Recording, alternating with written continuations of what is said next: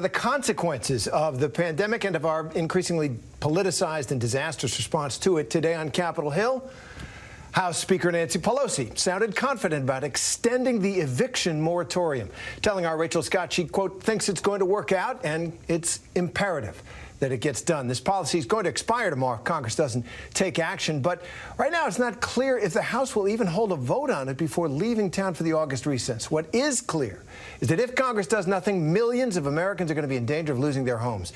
Our Brad Mielke talked to one of them this morning on Start Here podcast.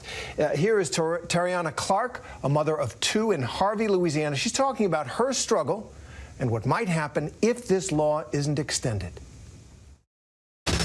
Starting through COVID, I was working at a nonprofit to help aid patients, and I was a peer mediator, a specialist that helped people with their troubles, how they do things, and that's where it all started. So I lost that job. They literally fired everybody in the whole facility. Once that happened, I was literally out of job from January all the way through COVID. I stood in my car from January 2020 to January 2021. For all that I went through the whole year before, sleeping in the car, being at a park, like I slept in, at the lake in, New Orleans with my kids, not eating for weeks. My rent is $775. I have bills that stack to the roof. Like, lights are expensive. Like, I literally had a $638 light bill that, I couldn't even, pay them. So it's like, I'm trying to figure out what to do at this point. And the government has no answer. It's literally quiet silence. Well, and that sort of brings us to this weekend, right? Because, as of Friday night, Saturday morning, there is no longer going to be a federal rule keeping your landlord from kicking you out, right? I mean, is that a possibility? Would your landlord evict you? He already told me, if I don't have any type of money for him on the first, that he's going to be putting out a 15-day eviction notice. And I mean, I can't be mad at him because, it's all fair. If I was the one that ran these apartments, I'd be looking for my money, too. That is as real as it gets. Our thanks to Tariana and to Brad Mielke for that. And you can listen to Start Here. It's a great podcast wherever you get your favorite podcasts. Start Here every morning with ABC News and Brad Mielke. So let's turn to this story about evictions. With more than 3 million families now in danger of losing their homes, what are policymakers planning on doing about it? Let's bring back ABC News Deputy Political Director Avery Harper and welcome Aliza Durana, who works with Princeton's Eviction Lab to collect data and research on the topic, and I think that's great. So let's start with Avery on the latest on where things stand. Speaker Pelosi today seemed to indicate the CDC could still do something to stop this ban from expiring. Let's listen to her.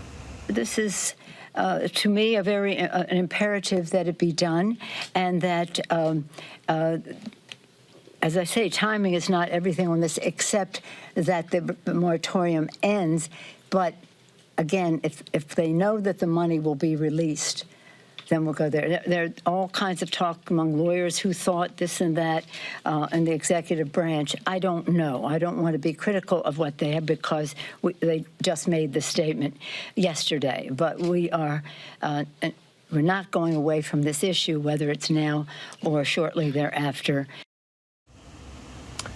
That's Nancy Pelosi, but the CDC and the White House have said that that's not going to happen. So who's right here? Is it possible Congress rushes something across the finish line in the final hours here? Right. Well, there's lots of finger pointing going on around this eviction moratorium and the deadline that is quickly approaching this evening. The fact is that all of these entities have the capacity to act. It's whether they will decide to act is the question. We know that the CDC said there would be no more eviction moratorium extensions.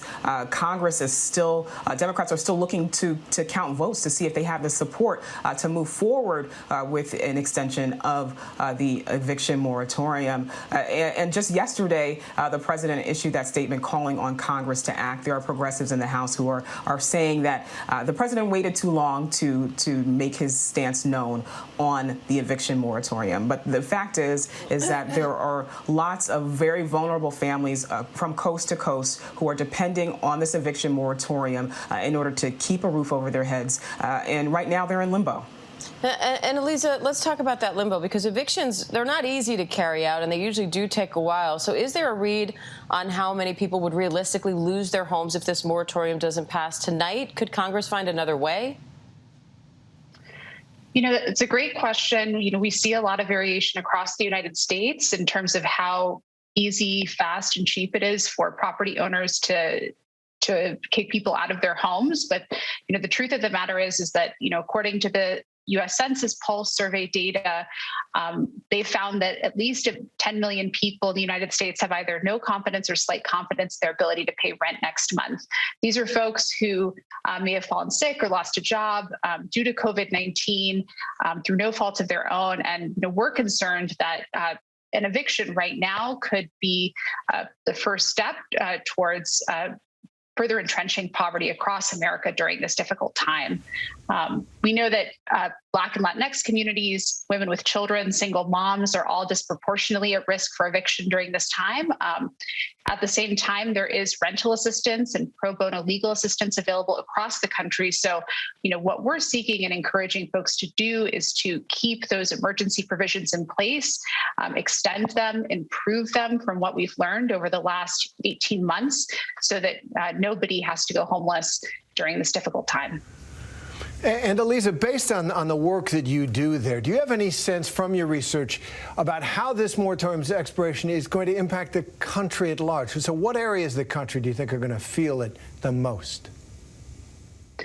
Right now, the parts of the country that I'm most concerned about are places like the Southeast, Midwest, and Sun Belt.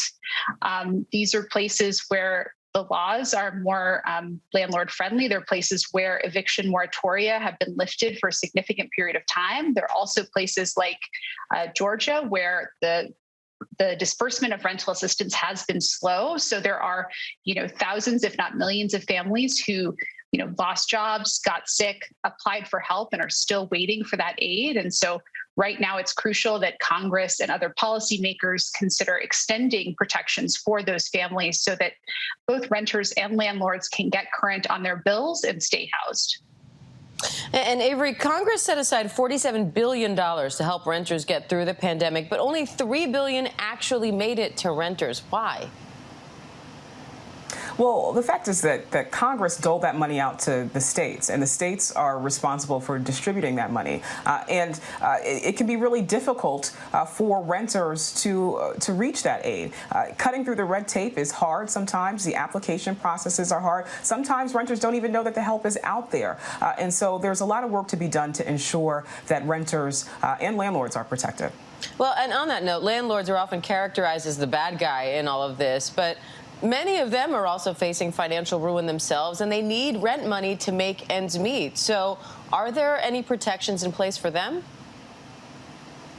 Right. Well, this money is also to help them. A lot of landlords are not huge, property owners, huge mega owners. These are small business owners who are, working to pay the rent and their property taxes just like everybody else. And so, yes, all of this money is eventually to help those landlords, but it's also to help those families who are renting as well.